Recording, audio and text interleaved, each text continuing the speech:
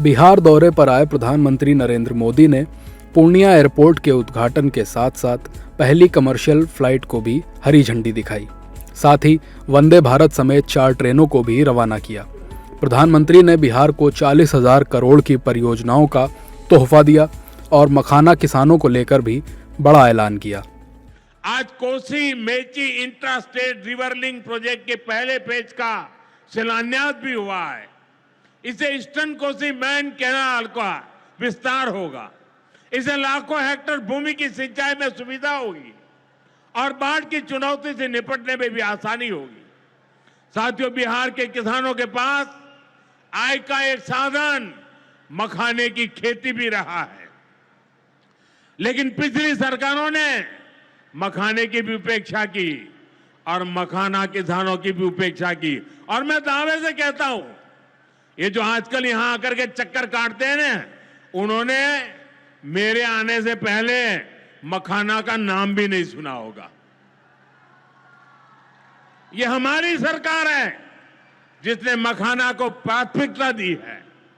साथियों, मैंने बिहार के आप लोगों से राष्ट्रीय मखाना बोर्ड के गठन का वायदा किया था। केंद्र सरकार ने कल ही राष्ट्रीय मखाना बोर्ड की स्थापना के लिए नोटिफिकेशन जारी कर दिया है। अपने संबोधन में पीएम मोदी ने आरजेडी और कांग्रेस पर जमकर हमला बोला और घुसपैठ के मुद्दे पर विपक्ष हमलावर दिखा। अभी मिशन की घोषणा की है, लेकिन वोट बैंक का स्वार्थ देखिए। कांग्रेस, आरजेडी और उसके इकोसिस्टम के लोग घुसपैठियों की वकालत करने में जुटे हैं, उन्हें बचाने में लगे हैं और बेशर्मी के साथ विदेश से आए घुसपैठियों को बचाने के लिए ये नारे लगा रहे हैं, यात्राएं निकाल रहे हैं। ये लोग बिहार और देश के संसाधन और सुरक्षा दोनों को दांव पर लगाना चाहते हैं। लेकिन आज पूर्णिया की इस धरती से मैं इन लोगों को एक बात अच्छी तरह समझाना चाहता हूं। ये आरजेडी कांग्रेस वालों की जमात, जरा कान खोल के मेरे बात सुन लो। जो भी घुसपैठिया है उसे बाहर जाना ही होगा। आरजेडी के दौर में खुलेआम हत्या, बलात्कार और फिरौती जैसे अपराधों की सबसे बड़ी भुक्तभोगी बिहार की मेरी माताएं, बहनें, यहां की महिलाएं थी।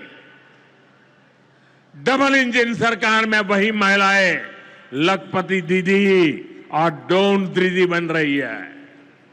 ड्रोन दीदी बनाने का काम आज हम कर रहे हैं।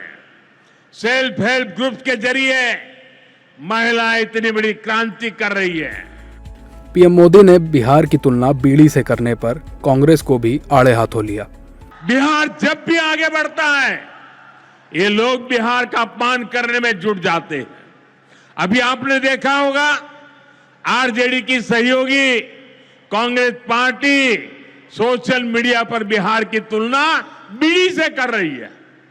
इन लोगों को बिहार से इतनी नफरत है, इन लोगों ने घोटाले और भ्रष्टाचार करके बिहार की साख को बहुत नुकसान पहुंचाया।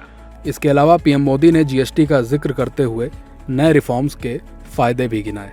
देश में आपकी रोजमर्रा की जरूरत की ज्यादातर चीजों पर जीएसटी में बड़ी कमी की गई है। यहां आई मेरी माताओं बहनों, मैं खास तौर पर बताना चाहता हूं, जीएसटी कम होने से माताओं बहनों का रसोई का खर्च बहुत कम होने वाला है। मंजन, साबुन, शैम्पू से लेकर घी और खाने की कई चीजें सस्ती हो जाएगी। बच्चों की पढ़ाई में काम आने वाली स्टेशनरी की कीमत घट जाएगी। त्योहार में इस बार बच्चों के लिए नए कपड़े और जूते खरीदना भी आसान हो जाएगा, क्योंकि ये भी सस्ते होने वाले हैं। जब गरीब की चिंता करने वाली सरकार होती है तो ऐसे ही गरीबों की भलाई के काम करती है। इसलिए भाइयों बहनों, मोदी आपके खर्च की चिंता करता है, आपके बचत की चिंता करता है। आने वाले दिनों में कई पर्व और त्योहार आने वाले हैं। इस बार दिवाली और छठ से पहले हमारी सरकार ने गरीब और मध्यम वर्ग के लिए एक बहुत बड़ा उपहार दिया है। आज 15 दिसंबर है।